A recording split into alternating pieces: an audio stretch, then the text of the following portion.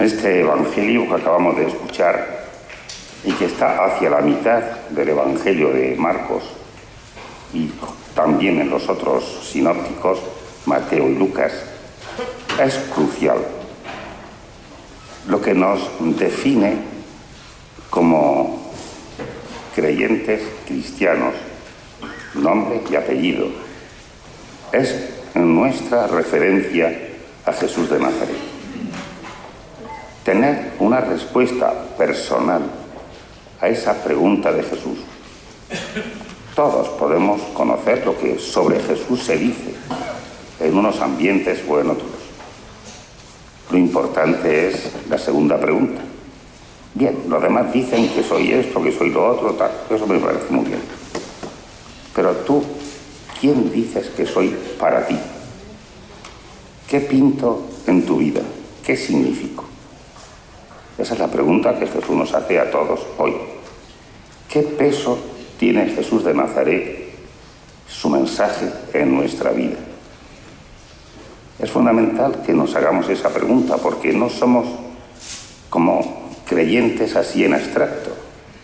Somos creyentes cristianos. Es decir, que la figura, la persona de Jesús es trascendental. No basta con decir, esto nos ha hecho sordos, yo creo en un algo.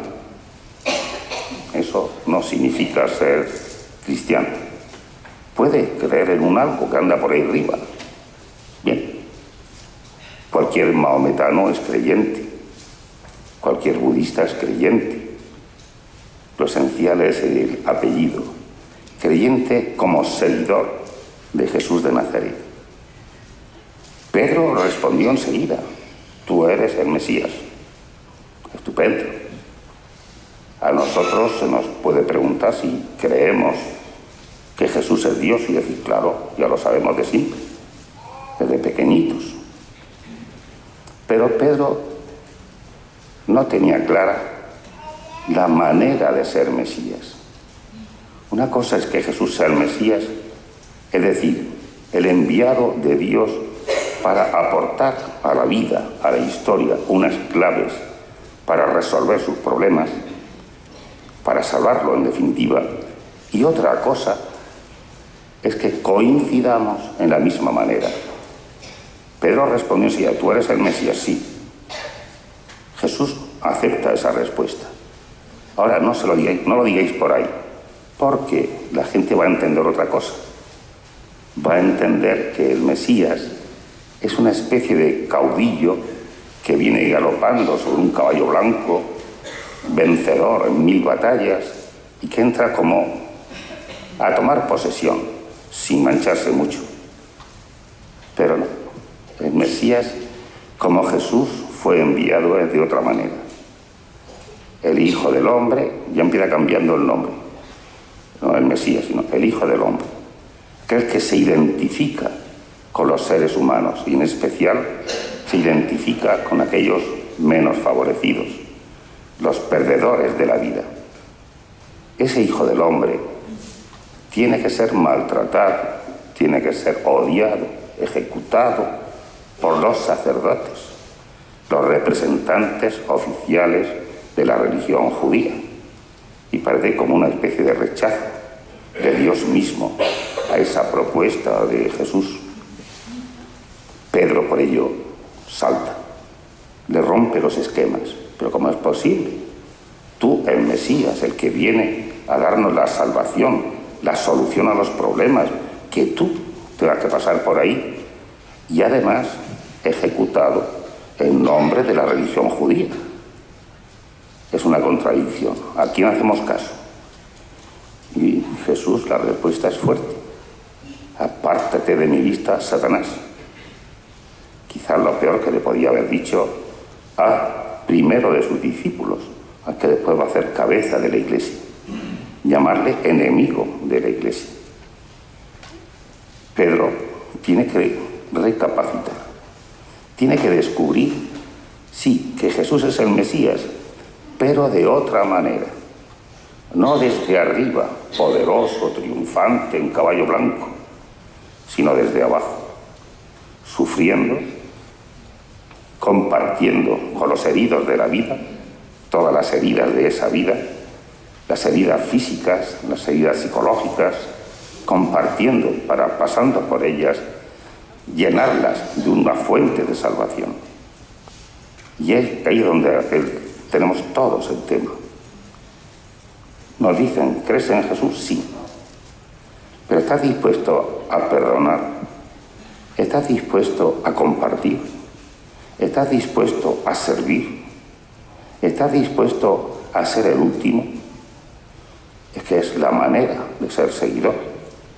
No basta con admitir teóricamente que Dios existe, que Jesús es el Señor, porque la fe, nos dice Santiago, no es asunto de cabeza, de ideas, no, es la vida.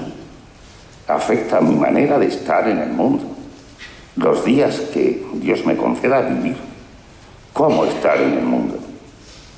Puede que acuda a Dios solo para que se ponga a mi servicio, es decir, cuando me siento agobiado, cuando me siento, como decía una abuela, le pregunta a un niño, oye, ¿has rezado anoche tus oraciones? Sí, abuela, sí.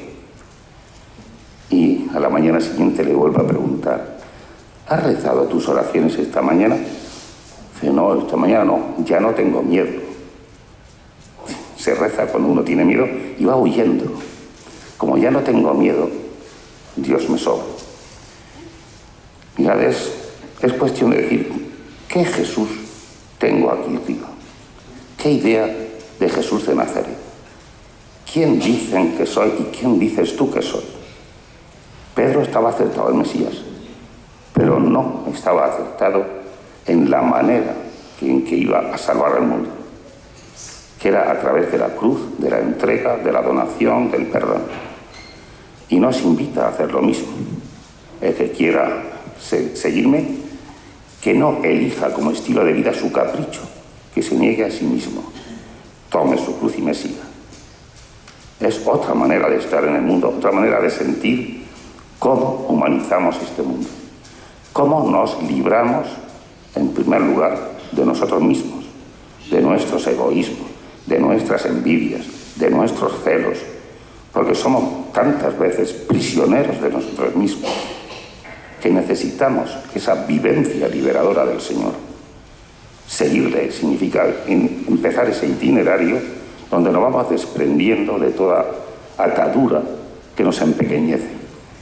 Pidamos pues al Señor no solo afirmar que creemos en Jesús, sino en qué Jesús creemos, en el Jesús que nos invita a ese estilo de vida peculiar, que transforma nuestro corazón, que nos va haciendo personas nuevas, hombres nuevos, mujeres nuevas, capaces de generar fraternidad en nuestro entorno.